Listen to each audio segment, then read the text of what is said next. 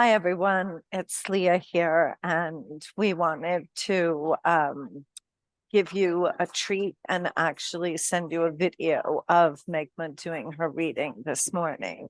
And so go ahead, Meghma, take it away.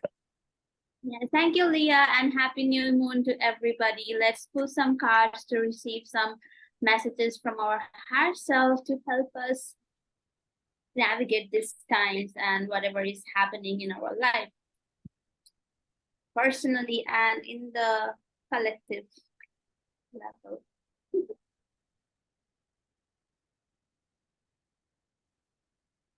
Okay, nice. These are really nice cards. The first we have is the Death card. And why is that making you laugh? I love Pull it back a little more. Pull it back a little more. That's better? Now bring it closer, slowly. Yeah, it's kind of hard. There we, oh, no, now it's getting reflections. Okay, yep. Yeah. And so that card made you smile. Yeah, it always makes me smile, the Death card, because even though we culturally have such a negative inclination to the word death, but death actually represents total transformation where there is no going back, and it's like a completion of any transformation that you have been working in your life. So it's really, for me, it's a relieving when I find this card. Of course, the experience of this process is not very comfortable, and our ego is kind of like screaming and out loud because what's happening. But if we learn to go through this process with trust and surrender, what we are doing right now, let's bring the next card also, is Seven of Cups. It's a very shiny deck, so it reflects a lot. But so Cups is as in, the realm of emotions, and seven again is the number of spiritual learning and upgrading and mastery. And what this card tells us is, and look how this person also has death in one hand, like it's embracing the process of letting go and letting some layers and masks that we have been wearing to run out of their time, exit the scene and let go of that, so that we can rise above our lower ways of functioning, the reptilian brain that is just very animalistic, and it's just instincts. There is no logic, there is no awareness or consciousness, just some reptilian programming that we all have. And that programming mostly governs about our emotions, like our emotional reactions to the things happening around us. And to protect us from unsavory feelings, we often wear a mask and we have a false identity that we project out into the world to help us not being hurt or not get left out and abandoned. But this process, this whole energy is bringing us to put an end to that charade, and we are coming out much authentic, in a much more authentic way.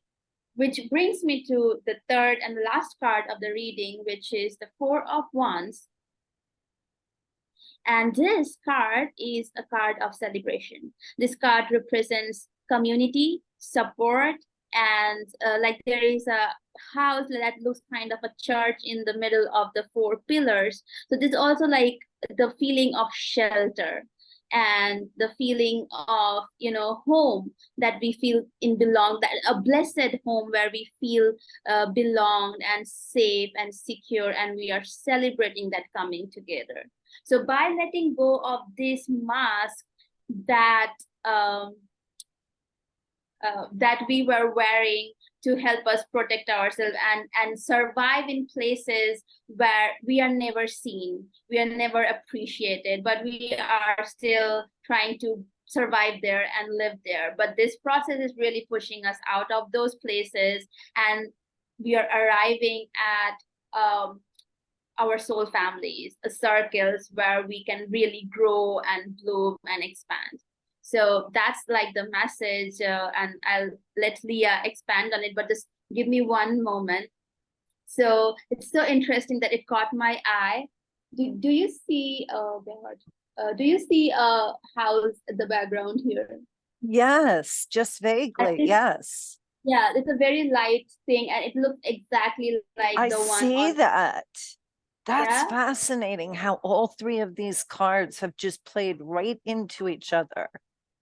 yeah, And what's fascinating to me also, the whole death card. Yeah, absolutely. Letting go, having one reality die, one door close, and it has to close all the way before another door opens, as that example right there. Uh, can't make this stuff up.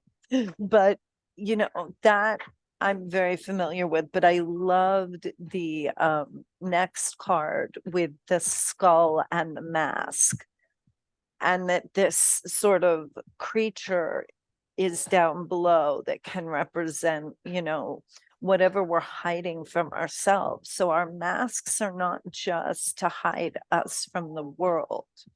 The trickier masks are the ones we've put up to hide from ourselves.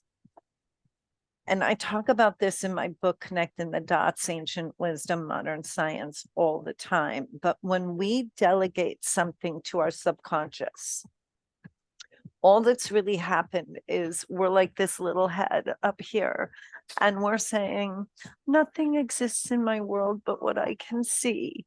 But you have all of this that you've shoved down here. That what happens when you put something in a dark, moist environment? Usually, if it's a seed, it's going to grow, right? So you push all this stuff down and you're like, I'm all right in love and I don't have any of this stuff.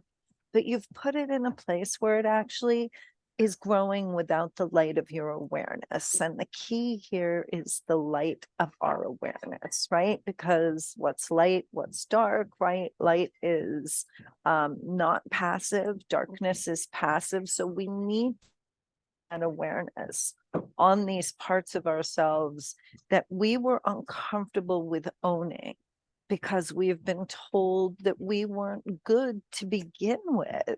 And then if we have feelings that are questionable, we have needs, we have boundaries, we have desires, we have anger, we have all of these things need to be brought back into the fold, remembered, and dealt with in healthy ways. And again, if you're wondering what healthy ways are, I have so many examples in my book, Connecting the Dots, Ancient Wisdom, Modern Science.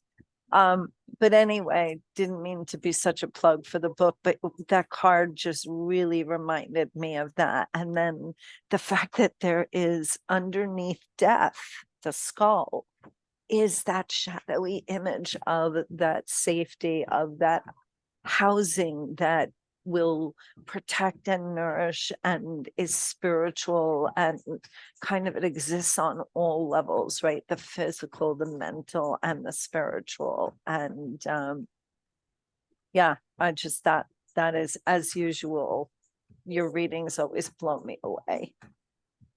and this is such a wonderful deck. Like, I don't know if there would be another favorite deck of mine as this one, because it tells the story so beautifully in every reading.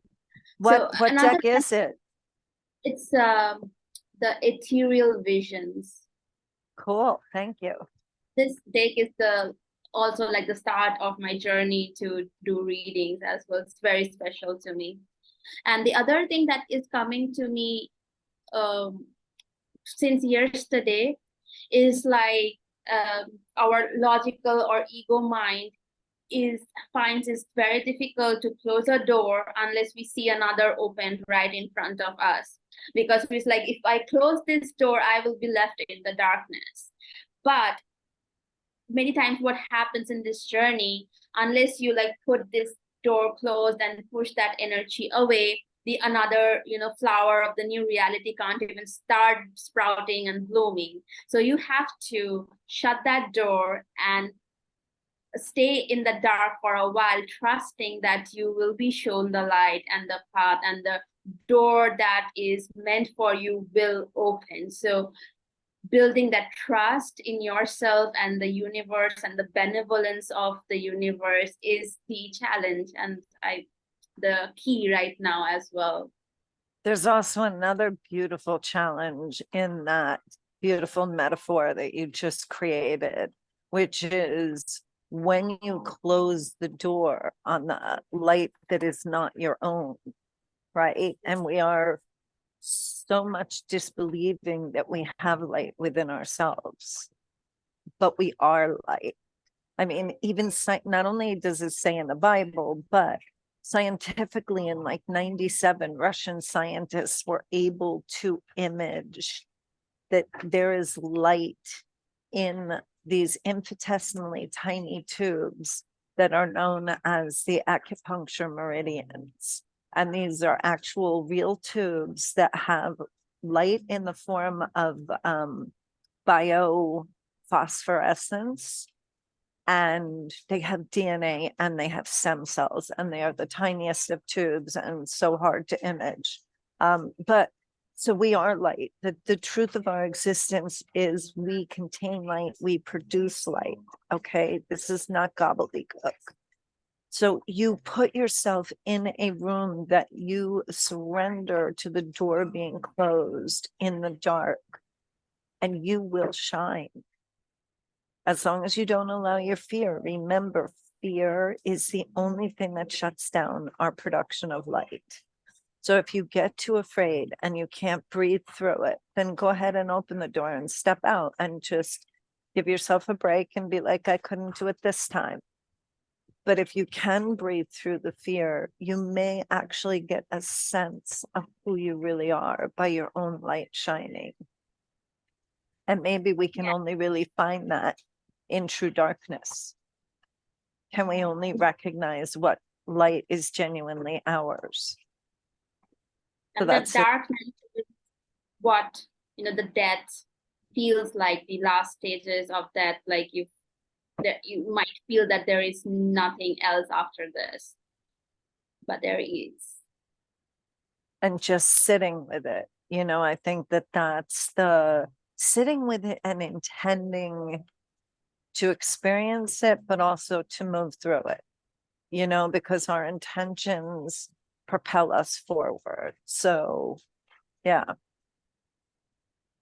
Well, that was more than, yeah, I hope so too. It was more than we planned on doing, but it's really nice to actually talk to you guys and not just write to you. So I hope you enjoyed this. Let us know, because we can do more of this if it's something that interests you.